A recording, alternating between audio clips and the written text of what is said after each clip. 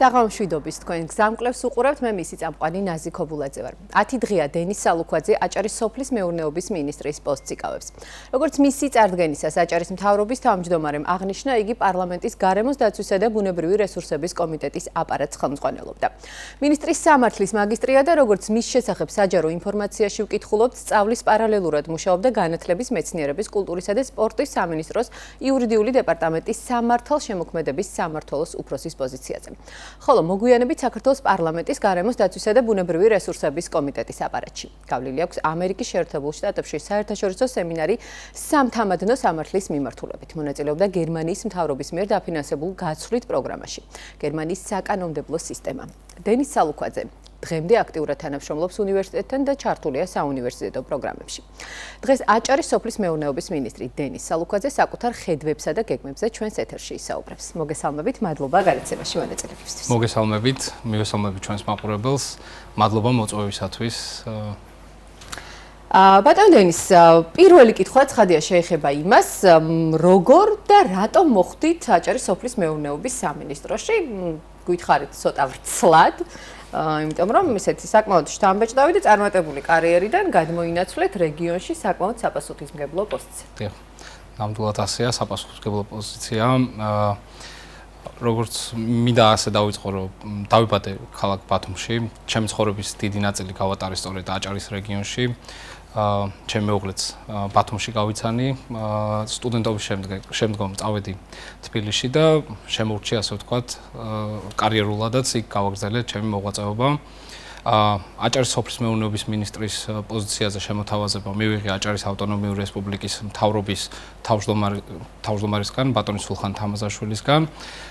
ერთია ემსახურებოდა რაღაც დარგს, მათ შორის სოფლის მეურნეობას და გარემოს დაცვას, მაგრამ მეორეა ამ დარგს ემსახურებოდა შენს რეგიონში და ეს განსაკუთრებული პასუხისმგებლობაა, როგორც თქვენ აღნიშნეთ.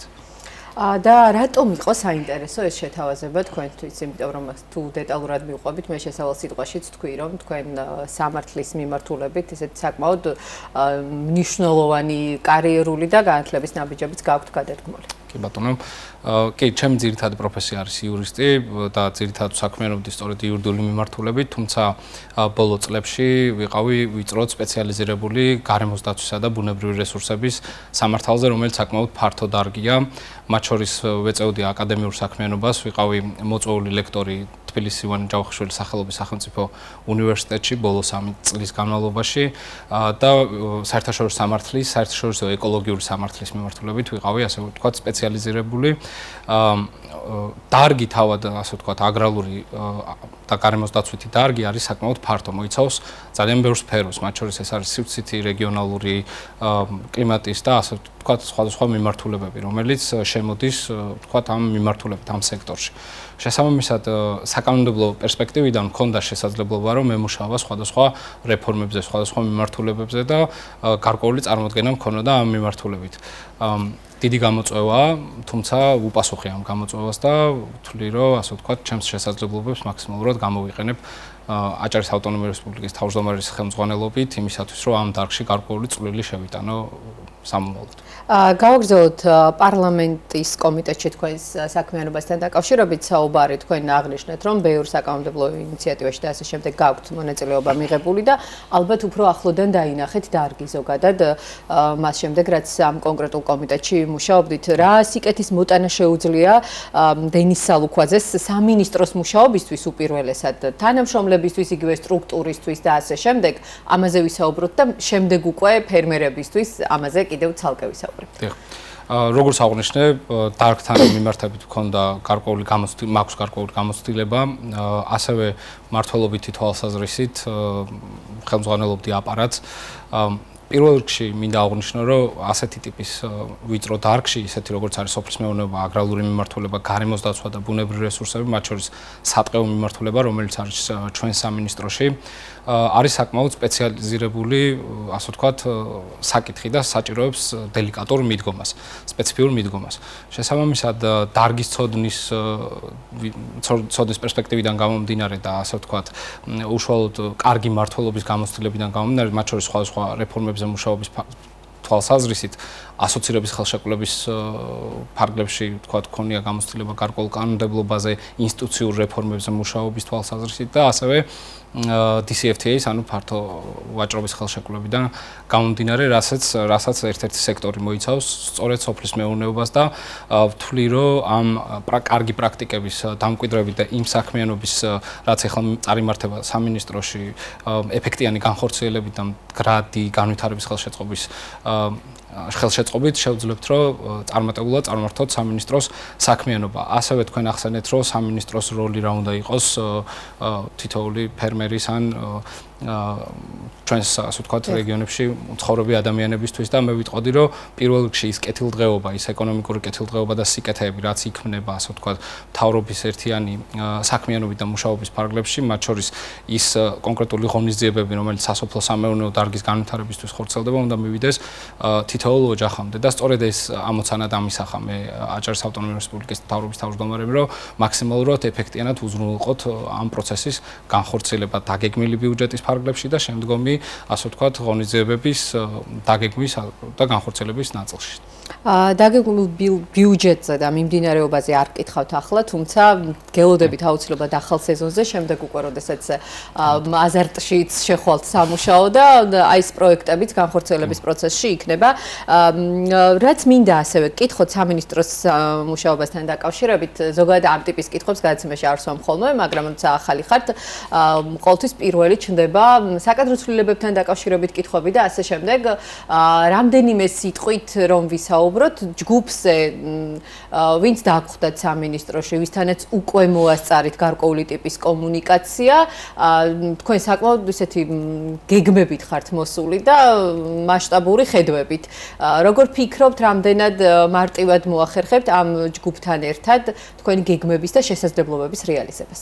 ძალიან საინტერესო კითხვაა, მინდა აღვნიშნო და საკადრო პოლიტიკის თვალსაზრისით გარკვეულწილად ჩემს გამოცდილებასაც მოვიშველიებ, მქონდა შესაძლებლობა მემუშავა თემატურ მოკვლევაზე, რომელშიც 3 კომიტეტი მონაწილეობდა, გარემოს დაცვის, აგრარული და განათლების კომიტეტი დეფიციტურ პროფესიებთან დაკავშირებით და სწორედ ამ ანგარიშზე მუშაობის პროცესში გამოიკვეთა ის, ვთქვათ, პროფესიები, რომელიც არის ჰიდროგეოლოგია, გლასიოლოგია, ვთქვათ, აგრონომია და ასე შემდეგ, სადაც რეალურად გვაქვს დეფიციტი, ასე ვთქვათ, ადამიანები, ახალგაზრდები ნაკლებად ინტერესდებიან ამ პროფესიებით და ალბათ ერთ-ერთი უმნიშვნელოვანესი პრიორიტეტი ჩვენი იქნება ის, რომ ხელი შეუწყოთ მაქსიმალურად ახალგაზრდების შემოდინებას ამ სექტორში, იგივე საჯარო თუ კერძო მიმართულებით.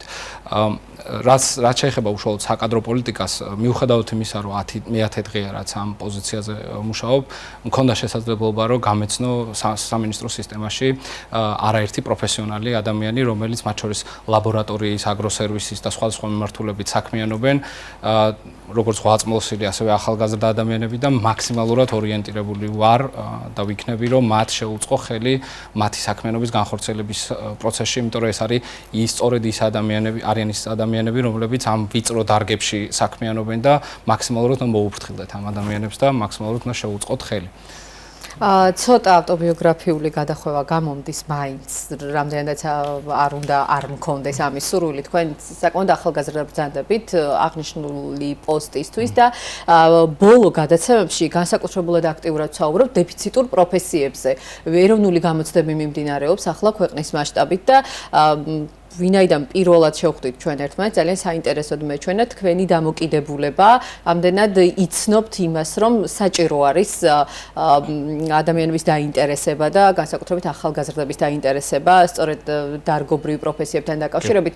ხომ არ გიფიქრიათ აქამდე ამ საკითხთან დაკავშირებით, ან სამინისტროს ბაზაზე, ყოველწლიურად სამინისტროში სტაჟირებები იყო, ნუ არ ვიცი თქვენ ახლა ხართ თუ არა ამის შესახებ ინფორმირებული, ხომ არ გიფიქრიათ, ან თუ აპირებთ ფიქრს, იმიტომ რომ თქვენთვის გაცილებით უფრო მარტივად იქნება აღსაქმელიც და გასაცნობიერებელიც, როგორ შეიძლება აი ამ რაღაცა ერთი თითქოს და უინტერესო პროფესია, თითქოს და ამიტომაც თქვი, გახადოთ ახალგაზრდებისთვის მიმზიდველი და საინტერესო. როგორ შეიძლება, რომ თქვათ, მომდევნო ეროვნულ გამოცდებზე მეტმა ადამიანმა გადაწყვიტოს ამ პროფესიებში ჩართვა? კი ბატონო, აღნიშნავდი ასევე იმას, რომ მიმდინარე საგამოცდო პროცესთან დაკავშირებით აბიტურიენტებს უსურვებ წარმატებას და დასახული მიზნების მიღწევას. კი, ნამდვილად დიდი გამოწვევაა და თქვენც აღნიშნეთ, რომ თქვათ აი ხაზი გაუსვით ახალგაზრდების ჩართულობას. ამ კუთხით მე ჩემი ხედვა არის ის, რომ თუ კი ადამიანებს დავაინტერესებთ ამ სფეროთი და ისინი რეალურად ნახავენ, რამდენად სასარგებლო საქმე არის, ასე ვთქვათ, რომ არ არის მარტო ეკონომისტობა და იურისტობა, ასე ვთქვათ, ამ ასე ვთქვათ, წარმატების მიღწევისთვის საჭირო, არამედ შეიძლება ნებისმიერი ვიწრო სპეციალიზაციის მქონე ადამიანი გაცილებით წარმატებული იყოს ამ მიმართულებით და საერთაშორისო გამოცდილებაც სწორედ ამას გვიჩვენებს. ანუ მათ შორის ხაზგაუსვამ სახელმწიფოს მიერ განხორციელებულ გარკვეულ რეფორმებს, იმიტომ რომ მქონდა გამოცდილება განათლების სამინისტროში მუშაობის თვალსაზრისითაც და ვიცი რომ გარკვეული პროგრამები ხორციელდება, მათ შორის ხელშემწყობი არის უფასო ფაკულტეტები, სადაც ვიწრო სპეციალიზაციაზე, აი სატყეო საქმე, გეოლოგია, გეოინჟინერია და ასე შემდეგ არის საერთოდ უფასო სწავლა და მაქსიმალურად სახელმწიფო უწყობს ხელს ახალგაზრდებს. ერთია ხელი შეუწყო და მეორეა დაინტერესება მათი, ასე ვთქვათ, ამ მიმართულებით. ერთ დროს მეც როგორც იურისტი დავინტერესდი ამ სფეროთი, გარემოს დაცვით, აგრარული მიმართულებით და ასე შემდეგ და ძალიან ჩათრევა იცის, ასე ვთქვათ, და დაინტერესება და დეტალებში, ასე ვთქვათ, მიყოლა ამ სფერომ და ამიტომ ვფიქრობ, რომ ამაზე ვიქნები მათ შორის ორიენტირებული, რომ ჩვენს დარგში მოვიზიდოთ ახალგაზრდა სპეციალისტები და მივცეთ მაგალითი. დაველოდებით ამ მიმართულებით შედეგებსაც, იმიტომ რომ ყველა სტუმართან თითქმის ვსვამ ამ კითხვას. საჭირო ამ დეფიციტური პროფესიების გაცოცხლება. ბატონ დენის, ვიდრე ბათუმში დაბრუნდებოდით, აღარ ვიტყვი ჩამოხვიდოდით, იმიტომ რომ ეს დეტალი თქვენი ცხოვრებიდან ჩემთვის იყო უცნობი. ალბათ აჭარის სოფლის მეურნეობის სამინისტროდან თან გქონდათ შეხება წლების განმავლობაში, ვინაიდან თქვა წინა მინისტრები ჩამოდიოდნენ პარლამენტში, თქვენ აქეთ სტუმრობდით და ასე შემდეგ. როგორ ფიქრობთ, უპირველესად რა არის გასაკეთებელი იმისთვის, რომ თქვა ტემპი აჩქარდეს, თუ არ ვიცი, იქნებ შენელებაა საჭირო. ან პირველი ნაბიჯები რა არის გადასადგმელი, როდესაც ახალი ადამიანი იწყებს აქ ხელმძღვანელის პოსტზე მუშაობას და თუ გაქვთ რაღაცა კონკრეტული, ესეთი ჯერ ძალიან ადრე ამაზე საუბარი, მაგრამ მაინც ეს კითხვა უნდა დამისვა. კი ბატონო. მადლობა შეკითხვისთვის. აქ აღნიშნავდი, რომ ნამდვილად აქტიური თანამშრომლობა ჰქონდა აჭარის სოფლის მეურნეობის სამინისტროსთან, მინისტრთან წლების მანძილზე, სხვადასხვა მიმართულებით, მათ შორის გასვლითი სხდომები ჰქონდა აჭარის რეგიონში და არაერთი საკითხი იყო, რომელზეც ერთობლივად გვიმუშავია, მათ შორის დაცული ტერიტორიების მიმართულებით თუ სხვა. საკმაოდ აქტიურად თანამშრომლობდით, ამიტომ ვიცნობ გარკვეულწილად კარგად სამინისტროს სპეციფიკას მუშაობის, მათ შორის იმ 16 პროგრამას და 13 ქვე პროგრამას, რომელსაც სამინისტრო ახორციელებს, ასევე სამინისტროში მისვლის დღიდან პროექტებზე და პროგრამებზე უკვე ჰქონდა საუბარი, გარკვეული აზრთა გაცვლა და ჩემი მიზანი და ჩემი ამოცანა იქნება ის, რომ მაქსიმალურად უზრუნველყო პირველ ეტაპზე ის დაწყებული საქმიანობის, ასე ვთქვათ, ეფექტიანად ბოლომდე მიყვანა, რაც არის უკვე დაგეგმილი ბიუჯეტის ფარგლებში და მეორეს მხრივ უკვე ვიწყებთ მომდევნო კვირიდან გარკვეული პროექტების კოორდინაციის სამუშაო ჯგუფს ვქმნი, რომელიც იქნება სხვადასხვა მიმართულებით ორიენტირებული მომდევნო წლის ბიუჯეტის ფარგლებში განსახორციელებელი ღონისძიებების დაგეგმვაზე. ძირითადი ორიენტირები იქნება ის, რომ კონკრეტული მიზნობრივი პროგრამები განხორციელდება იმისათვის, რომ დარგში არსებულ სხვადასხვა მემცენარეობის, მეცხოველეობის და სხვადასხვა მიმართულებით ხელი შეუწყოთ ადგილობრივ ფერმერებს, ასევე კერძო სექტორთან თანამშრომლობას ვგეგმავთ იმ კუთხით, რომ სარეალიზაციო ბაზრების ათვისება მოხდეს მაქსიმალურად და იმისათვის, რომ მაქსიმალური ეკონომიკური სიკეთე მიიღოს თითოეულმა ოჯახმა. საკმაოდ საინტერესო პროექტები ხორციელდება, თუმცა შეიძლება გარკვეული ახალი ინიციატივების შემოტანა და მეც სწორედ ამაზე ვიქნები ორიენტირებული ჩემი შემდგომი მუშაობის და საქმიანობის განმავლობაში. აჭარას აქვს ბევრი განსაკუთრებული და გამორჩეული თვისება ყველა მიმართულებით და სოფლის მეურნეობა არის, ჩვენ მუდმივად ვსაუბრობთ ამაზე, რომ რეგიონისთვის და ქვეყნისთვის ძალიან მნიშვნელოვანია ძლიერი სოფელი და მეორე, როდესაც ჩვენ ტურიზმთან დაკავშირებით დიდი ამბიციები გვაქვს რეგიონში, სოფლად ტურიზმიც, უკუ მიგრაცია სოფლებში, კი ძალიან მნიშვნელოვანი ფაქტორია. ამ მიმართულებით ჩვენ ვადევნებთ თვალს ცხადია თქვენს საქმიანობას, შეხვედრებს იმას, რაც საჯაროა. გეგმავთ თუ არა უშუალოდ მოსახლეობასთან, ფერმერებთან შეხვედრას, რა ტიპის იქნება ეს შეხვედრები და როგორ ფიქრობთ, რამდენად შეიძლება, თქვათ, აი ამ გასაუბრებების შემდეგ რაღაც ცვლილებები ან სისტემაში საჭირო ცვლილებები დაინახოთ, ან თუნდაც საკუთარ ხედვებში და ასე შემდეგ. კი ბატონო, აჭარა ნამდვილად განსაკუთრებული ამ მიმართულებით და მრავალსექტორული ვიტყოდი და ერთ-ერთი მიმართულებაა სოფლის მეურნეობა, მათ შორის დაახლოებით მეოთხედი ტერიტორიის არის სასოფლო სამეურნეო სავარგულები, დაახლოებით 75,000 ჰექტარი მიწის ნაკვეთისა და ამ მიუხედავად მცირე მიწიანობის გამოწვევისა, რომელიც რეგიონში გვაქვს, მაქსიმალურად ხელი უნდა შევუწყოთ სხვადასხვა მიმართულებით პროექტების განხორციელებას, რადგან ძლიერი სოფელი ზუსტად ძლიერი რეგიონის მთავარი ნიშან-თვისება იქნება. ამ კუთხით, რა თქმა უნდა, მოსახლეობასთანაც გეგმავ შეხვედრებს, გეგმავ ფერმერებთან, კონკრეტულად თუ იქნება თქვა ასოციაციების ფარგლებში, არა მხოლოდ არამედ რეგიონში ვიზიტის ნაწილშიც.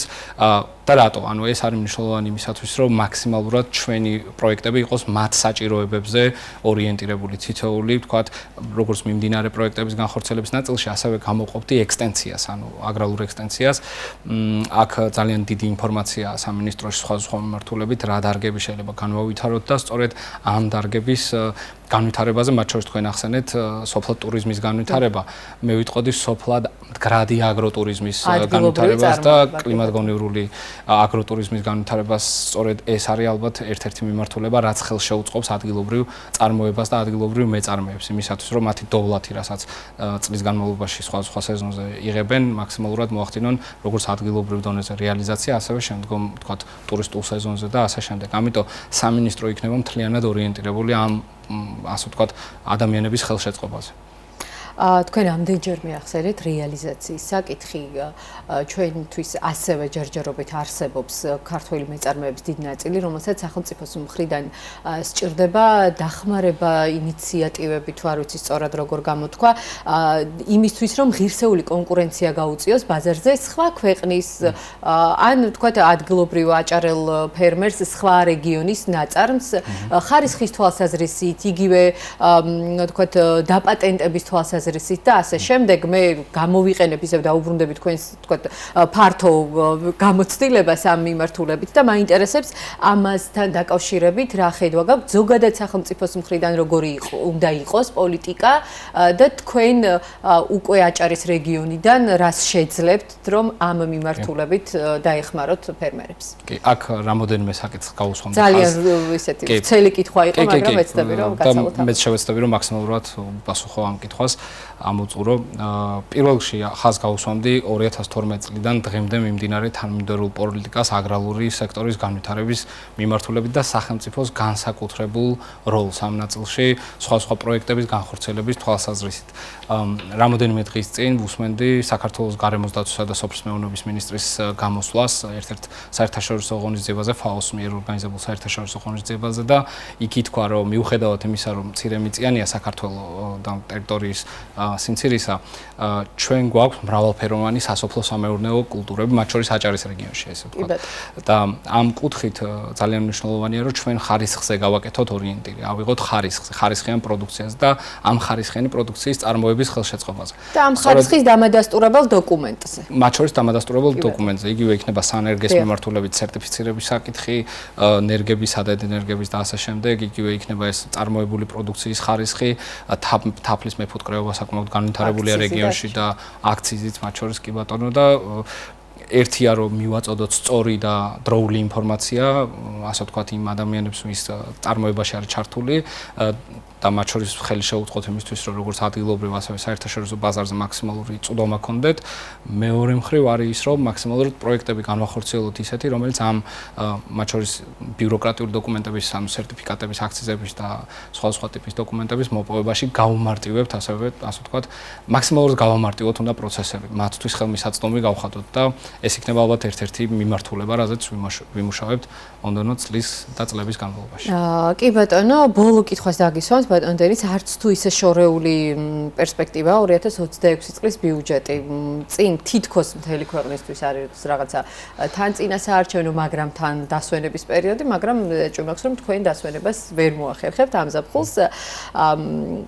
ცხადია ახლა ვერ გექნებათ რაღაც ეგრეთ წოდებული დრაფტი 2026 წლის, მაგრამ მგონია რომ გარკვეული ტიპის ხედვები გაქვთ და მინდა რომ ამაზე რამდენიმე სიტყვით გითხრათ. კი ბატონო, აი ვახსენე საკოორდინაციოდ შექმნილი სამუშაო ჯგუფი, სადაც თემატურად იქნება შესაბამისი ჩართულობით, დარგობრივი, თქვათ, სექტორული მიმართულებით ადამიანები, რომლებიც მომდევნო წლის ბიუჯეტის დაგეგმვაში მიიღებენ მონაწილეობას. ამ კუთხით ასევე ჩემს გამოცდილებას საპარლამენტო მუშაობის თვალსაზრისით მოვიშველებდა, ჩვენ მქონდა ბიუჯეტზე ღიაობის გამჭვირვალობის ფარგლებში სხვადასხვა გამოცდილება ბიუჯეტის დაგეგმვის და მიღების პროცესში. თუმცა საკანონმდებლო ორგანოს თვალსაზრისით ეხლა მიწევს უკვე აღმასრულებელი ხელისუფლების ჭრილში ამ საკითხზე მუშაობა და მაქსიმალური ჩართულობა იქნება ამ პროცესში უზრუნველყოფილი, როგორც შესაბამისი, ასე ვთქვათ, სპეციალისტების თვითონ სამინისტროს სისტემის შიგნით, ასევე სისტემის გარეთ იმ ადამიანების, ვისაც უნდა მოერგოს ეს ბიუჯეტი და ვისზე ორიენტირიც უნდა გქონდეს ჩვენ აღებული. კი, უკვე გვაქვს გარკვეული მონახაზი მოსაზრებების დონეზე, არსებობს სამინისტროში პრიორიტეტების დოკუმენტი, რომელიც დამტკიცდა თუ არ ვცდები მარტისთვის განმავლობაში, რომელიც წარდგენილია შესაბამისი წესით საქართველოს უკაცრავად აჭარის ავტონომიური რესპუბლიკის მთავრობაში და უმაღლეს საბჭოში. ამ პრიორიტეტების ფარგლებში გავაგრძელებთ მუშაობას, გარკვეულ ახალ ინიციატივებზეც ვიმუშავებთ და ვფიქრობ, რომ საკმაოდ საინტერესო შემოთავაზებებით ვიქნებით წარმოდგენილი მომდევნო ბიუჯეტის ფარგლებში. და კიდევ ერთხელ გთხოვთ პირობას, რომ შემოდგომაზე ახალი ბიუჯეტით და მიმდინარე პროექტებით სტუდიაში გვეწოვით. მადლობა გადაცემაში მონაწილეობისთვის. დენის სალუქვაძე, აჭარის სოფლის მეურნეობის მინისტრი იყო ჩვენი სტუმარი. ჩვენ ერთმანეთს მომდევნო გადაცემაში შევხვდებით. ნახვამდის.